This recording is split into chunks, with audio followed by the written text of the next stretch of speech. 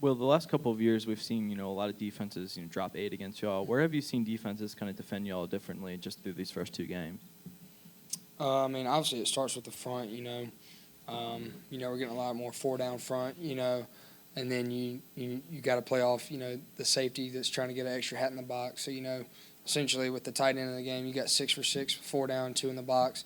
But then a lot of teams trying to add on an extra hat in the box post snap. So that's kind of been the biggest change up from last year.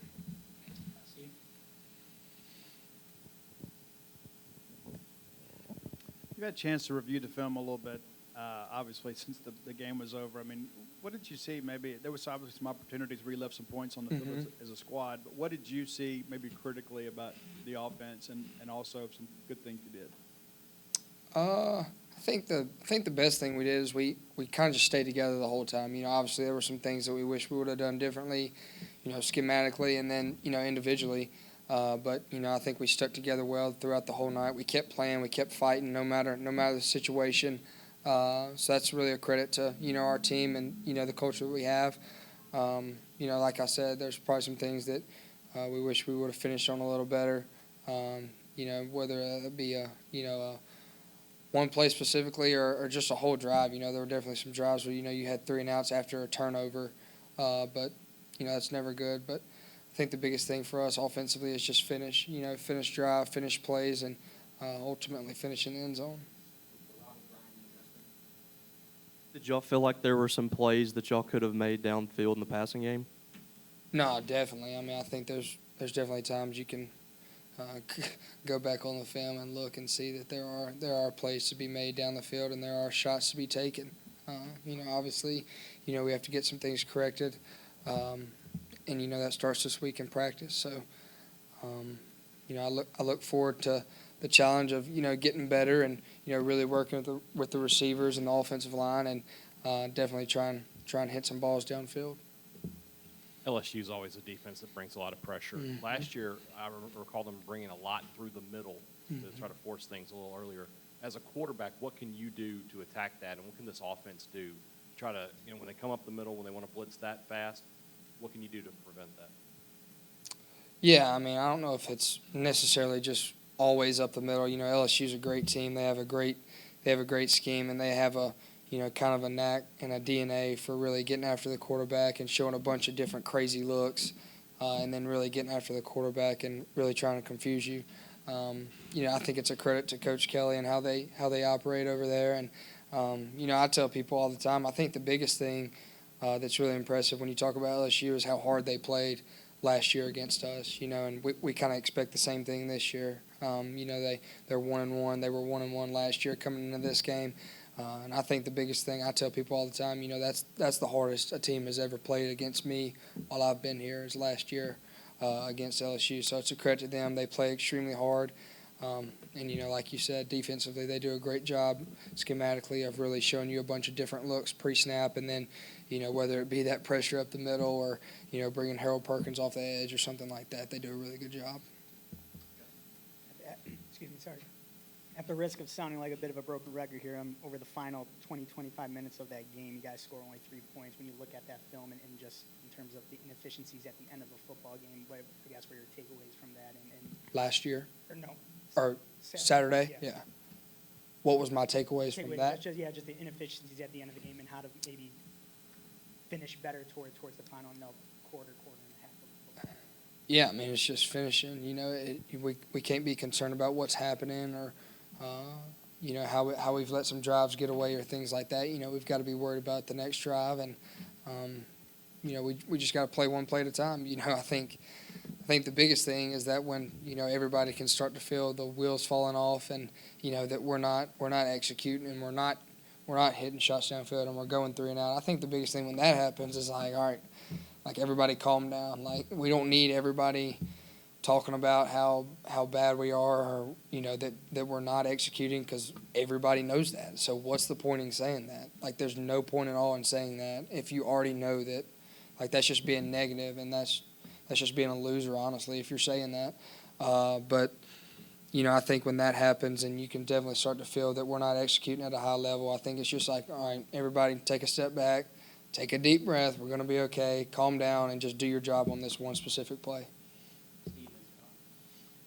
Last year, you guys took a lead into the fourth quarter at Tiger Stadium and just couldn't finish. I mean, looking back at that, I mean, do you take some confidence from that, but also maybe some motivation to get the job done this year?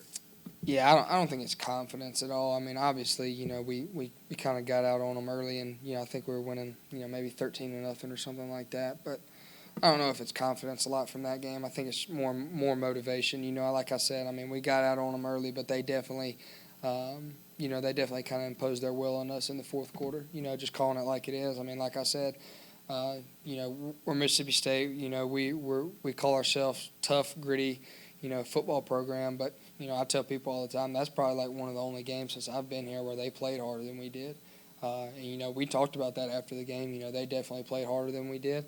So that's something that I'm sure we'll talk about this week, and we need to be ready to go come Saturday because like I said, I know they're going to be ready to play. You played against Jaden DeLauro last week, Jaden Daniels this week, Spencer Eller. I mean, you guys were facing some good quarterbacks. What's your relationship like with some of those guys, and does it motivate you more knowing how good your counterpart may be, especially this Saturday? Yeah, no, I mean, I think it's fun to go up against a quarterback, of any category. Obviously, I've gotten to meet some of those guys at Manning camp and things like that. Jaden Daniels is great. Garrett Nussmeier is great. They have a great room, and those guys can really play. They can really throw the ball, and they're obviously really dynamic when they get out of the pocket as well. So, it's a great challenge, and like I said, it's pretty fun to go up against great quarterbacks. You don't want to beat a team with an average quarterback. You want to beat the best. So, Jaden's a great quarterback, and I know he'll be ready to play Saturday. Zach was asked about Malik Ellis and just what he's had to do for this offense, in a role he's not really accustomed to. Just from your perspective, him coming in and helping the run game these first two games, and again in a spot that he's had to learn maybe on the fly a bit. No, he's done a great job, and obviously he's a true freshman too. So that's what people don't talk about a lot as well. A true freshman coming in, and he's been asked to, play a role that he really hasn't ever played before, and he's done that, head on. He hasn't asked why or anything like that. The coaches have asked him to do something. He's done it to the best of his ability. So that's a huge credit to Malik. Shows a lot of maturity, especially from a true freshman. Zach said after the game Saturday that the players overcame his coaching, and just a little bit ago in here he was talking about things that he could have done better. And the first thing he mentioned was that in the meeting room later today he's going to talk with you guys and take full kind of accountability for some of the things that he thinks that he got wrong on Saturday. As a player, like, what does that kind of mean to you when a coach takes accountability like that after a game, and how does that kind of help y'all get stronger, you think, as a unit? No, I mean, I think it's really, really neat to see that. You see a lot of coaches that want to point the finger just because they got the best house or the best seat in the house, with being head coach or whatever. So I think it's really cool that Coach Arnett does that and kind of accepts that, this is his team. I've said it before, Coach Arnett's a player's coach, but, when he really comes out in the public and says things like that and says it to the team, after the game, I think you can really see that he's a player's coach, and, he's always there for us. So I think that was really cool for him to say. A lot of ups and downs, in that game against Arizona, and you guys come out with the win. Just how much, as someone who's been in those shoes before, does it help a young player to have experienced a game like that and to see that, even through some of those lows, that you can still come out with the win? Yeah, no, I think that's going to help us later in the season. Obviously don't know what game that will help us in, but there will be a point again this season, guys, where things aren't going great, maybe on one side of the ball, or maybe we're down late in the fourth quarter, or maybe we're in overtime, but that experience Saturday night will help us in a game coming forward at the end of this year, or maybe it may be this week, but at some point this year, the game that we had Saturday will help us be a better team, and we're better for it. Thank you all. Yes, sir.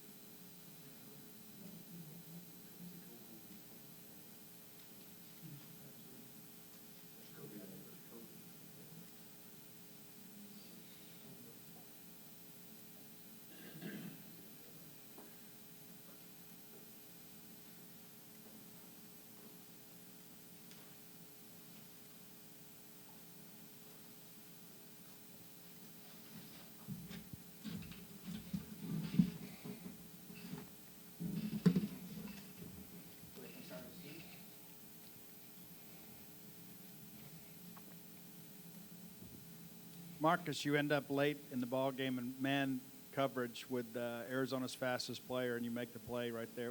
What's it like being that guy, knowing that more times than not, when their track star out there is on the football field, you're the guy that has to defend him? Well, I just was making a play and doing my job. A play came my way. My job was to get him on the ground before he got to the first down marker, and that's all I did. Zach said that he felt Saturday was the best game Sean Preston's played in his career. I mean, both you guys have been here for a while. Just your guys' relationship and how you've seen him embrace this starting role these first 2 games. Well, I'm proud of him. That's something that we needed in this room, especially after week 1. We had to build upon that and have a better game as a secondary. So all of us need to step up to the plate, and he was one of them that for sure did that. Sean and our relationship are pretty strong. He's one that had experience in the secondary, and me and him just continue to build off each other and letting each other grow. Zach was talking about after the game Saturday that, the players overcame his coaching, and he was taking a lot of accountability in here just a few moments ago, saying that, things that he thought he could have done better and that he was going to address it with the team. As a new first-year head coach, I mean, what does it kind of mean to you to see your coach kind of take that kind of accountability, not just privately, but kind of publicly? Well, as a player, I kind of feel the opposite. I feel like we're out there on the field, so we have to be able to make plays and we have to be able to adjust. It only goes so far. Like you said, players win games, but players can also lose games. So you have to be able to take that accountability for yourself. And we could have played a much better game. We could have finished better. So we just have to be more consistent as a group. And Jet was just named SEC Defensive Player of the Week. I mean, what's it like playing with him, and what does he mean to this defense and to you? Well, that just makes my job easier. It's always helpful to have a linebacker like that to put pressure on the quarterback, because that makes your job easy as a safety. So I wouldn't want to have a better linebacker to play for. I love playing with Jet. He's a great player, and like I said, that just makes my job easier.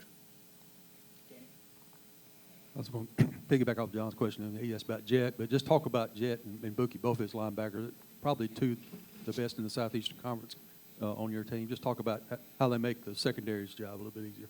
Yeah, man, the 2 best linebackers in the country. I love playing behind those guys. 2 great leaders. Wouldn't want to play with anybody else. They make my job easier.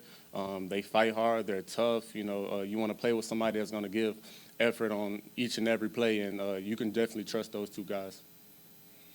Arizona had some success there, late in the second quarter and then into the second half, with some big, passes downfield. What are some of the things you think went into some of those breakdowns back there, and what you guys can clean up moving forward? We just need to be more locked in. We were aware that they were going to make plays. We just have to be more consistent and be able to play together as a team and as a secondary. Marcus, late in the game the other night in overtime, I think it was losing my mind here. Chris Keys came in the game, and you guys had to what kind of goes through that process? Game's on the line, you got to put him in the right position to help coach him up. Just kind of take us through those overtime plays. Yeah, you have to be ready when your number's called. Chris Keys was always ready when his number was called, and he got in and made plays. And I told him afterwards, I'm proud of you, because he's been putting in the work all week consistently. And Coach been preaching, especially in our secondary, you never know when your number's going to get called. So, we had Hunter Washington come out. He came in and stepped up to the plate and made plays when we needed it. So that came up big time for us. Coming off of a tough win against Arizona this past Saturday, how do you guys take just the momentum and kind of a growing up moment, I guess, for you guys early on in the season, having a tough win? How do y'all carry that into the opening week of conference play with a tough LSU team coming in here? Well, you have to get better each and every week. We said that from the first game. We have to get better for Arizona, and now we have to get better for LSU. It's just going to continue to get tougher, especially when we come into SEC play. So we knew we were going to face. We were going to be in a dogfight versus Arizona. We knew it was going to be a tough game. So it wasn't a surprise to us that it went for that long, because we already seen it coming. So now bidding off this week, we have an LSU opponent that's a great opponent we have a lot of respect for. So now we have to keep that same mindset and build that momentum up, and we have to start. It starts this week at practice. We have to start strong. We have to finish strong, but that starts today. So we have to expect another tough game, and we have to just keep on building that throughout the week. You and Hunter both played cornerback in college and then have moved to safety here at Mississippi State. Being a former corner, do you feel like that gives you an advantage in matchups in coverage, or is that something where just describe the dynamic of being a former corner but now playing at safety? Well, it makes you more versatile. You know, at corner, you're on the island a lot, you know, so you have to be able to cover, you know, great receivers. You have to be able to have great technique. You have to be able to know what the safeties are doing because they have an area, and you have to be able to trust what they're doing as well. So you have to be able to know what they're doing in the defense. So as a safety, now I understand what the corner's doing. Now I understand what the bulldog is doing on defense. Now I understand what the field safety is doing. And now Hunter, he knows kind of like everywhere in the back end. So when you're playing safety, you know, it's not as much, it's a lot more space. So you get to understand that the more and the more you play. So it's helped me to grow my game and develop my game more mentally, so I understand what more and more people are doing around me. Will was just in here talking about how, you know, you like to beat the great quarterbacks, not just the average quarterbacks. Does that, you know, get the defense excited, even though it's a challenge going up against a guy like Jaden Daniels in LSU? Yeah, for sure. That's why you play this game, man. You play the game to beat the great teams and to beat the great quarterbacks, like you said. We're going up against a great quarterback, and that's going to be a great challenge for us, especially facing two scrambling quarterbacks back to back. So it was good we had that challenge last week versus Arizona. Now we face another great scrambling quarterback, and we have to be able to contain him and match on to our receivers in coverage. Marcus, you mentioned playing those great games. This weekend, these are the kind of games you come to the Southeastern Conference to play. And how important is it for you guys to have a decided home field advantage where you got, you know, 60,000 people there with cowbells and you got a great LSU team in your backyard? Well, like I said, it's a great challenge for us. This is why you come to the SEC. This is why you play this game, for games like this. You know, it has to mean a lot to you, and good games like this is about, it comes down to who really wants it more. And, you know, I put my team versus anybody in the country. I feel like we're a tough team, and when we're at our best, we can beat anybody in the country. So I'm looking forward to this team. I'm looking forward to LSU. We have a lot of respect for them, and it's going to be a great challenge for us. Yeah, Marcus, with you and Hunter and Sean, all three of you have plenty of experience in college football, but not a ton of starts before this year. So how would you say the three of you are helping one another out and sort of learning on the fly within this defense and really growing a lot these last couple of weeks? Well, we trust our coaches. You know, you got to be able to trust your coaches and trusting the development that we've been given, be trusting the scheme, you know, being able to just trust your players, too. You have to be able to trust what they're doing beside you and every day at practice. You know, we all trust each other. So that's the main thing, and you just continue to develop. You continue to grow, and we're growing and developing and getting better each and every day and each week. Thank you.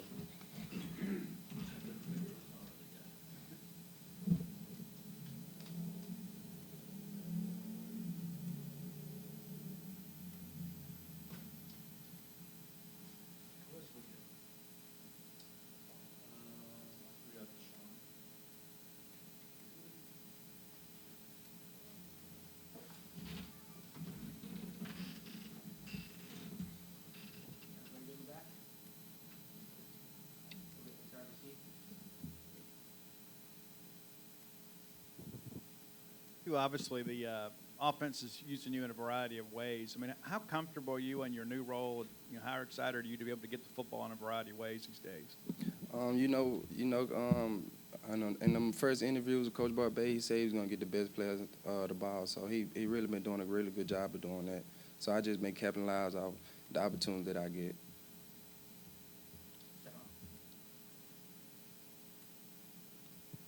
You've obviously gotten to work closely with Creed, you know, as he kind of comes into his first season. Where have you seen him grow since, you know, when he got to campus to where he is now? Yeah, with Creed, you know, he's a good listener, and he always asks questions, so he loved to learn. So he always take in what I tell him, and we just feed off each other. So he's gonna be a really good player. What's kind of the biggest thing that sticks out to you about LSU?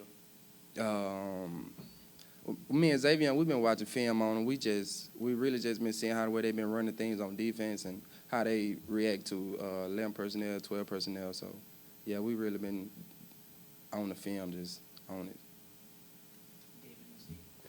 When Arizona opted to make you take the ball first in overtime, was there any question you were going to play the ball in the north end of the stadium where the students were? Because that end was really loud all game long. Yeah, I really love the student section. It's like every time I get to score on that side of the field, I always have to go to the student section, so they be turned over there. Obviously, playing a team like LSU obviously is a big deal. That's why you play in the Southeastern Conference. But so working through that, what challenges are ahead of them or ahead of you guys this week as you prepare for LSU? Just feeding out what Arnett was telling us all last week on adversity. So we really just have adversity in the back of our mind just in case it do come up in this game, which we probably know it will because it's a ACC and it's the early game, first ACC school coming to Starkville. So it's gonna be really good.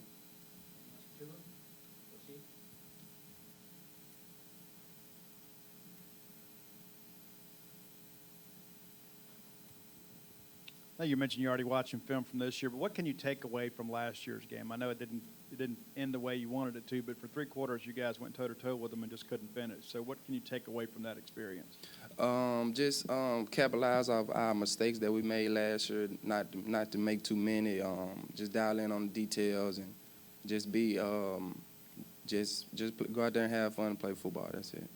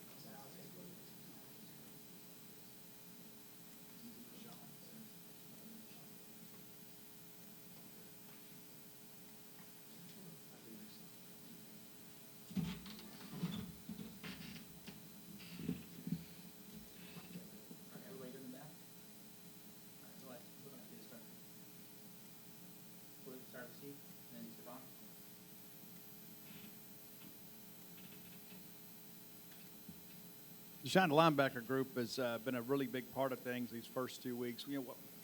What's enabled that group to get off to such a good start? I think it's just the preparation we have coming into the week. We all been prepared for SLU. We had multiple weeks to prepare, so we came out very ready for that. And just last week for Arizona, we came out for practice Monday through Friday, ready to practice, ready to learn, ready to install more. So I think that led to the big win. How much do you feel like your group, benefits from having the experience of Jet and Buki on the roster? I mean, it's always a benefit to have veterans in positions, especially at the linebacker position when you can control the back end and the front. So it's always a good thing. Jet with a pair of picks and Buki gets one. Does that motivate the rest of the group to kind of get in on that too? Yeah, I told them when they got theirs, I told them it was my turn. So that's why I was trying to send Buki in the blitzes so I could drop it coverage. Deshaun, I know you've been playing a lot of, Sam to start the year. I know you worked at some other stops during training camp. What's been that dynamic so far just to start the year? It's just been fun learning all the linebacker positions, being accountable to just go out there and know all 3 positions. It's been fun. What did you just learn this week about facing a mobile quarterback like you did in Delora? And obviously, Jaden Daniels coming up in just terms of keeping them contained and I guess what going in that aspect. I learned it's not very fun, but I think our coaches will come up with a better plan to contain guys like that. So I think it'll be very good this week. Tackling appeared to be pretty good on Saturday. I don't know what you guys saw on film review, but also some really big punishing legs. I know you guys take a lot of pride in that, but what's enabled you to make those big plays in space and not give up a big play as a result of a miss? Right, just the week of practices we had. We did a lot of tackling drills, tackling circuits to really solidify the tackling that we needed to be successful in the game. How does having a tough win over Arizona this past weekend help you guys build some confidence and momentum as you guys are welcoming a tough LSU team into Davis Wade this weekend? Right. I think it boosts our confidence very much. The fans, the game being at home, it helps. And then just knowing that we're 2-0 and wants to keep the train going. So I think it's very big. obviously Sean Preston's not in your position group, but I mean, both of you guys have been here for a while. Right. Just what's your relationship with him? And Zach, said that was maybe his best game, here in Mississippi State. Just how you've seen him develop over the years. Right. Sean Preston has developed a lot. He's become a leader to the safety room. He's a veteran. It's always good to have veterans in the room that people can learn from, the younger guys can learn from. But Sean Preston has been very impressive over the camps, over the spring. So it's paying off in the Saturdays. Thanks, everybody. Thank you.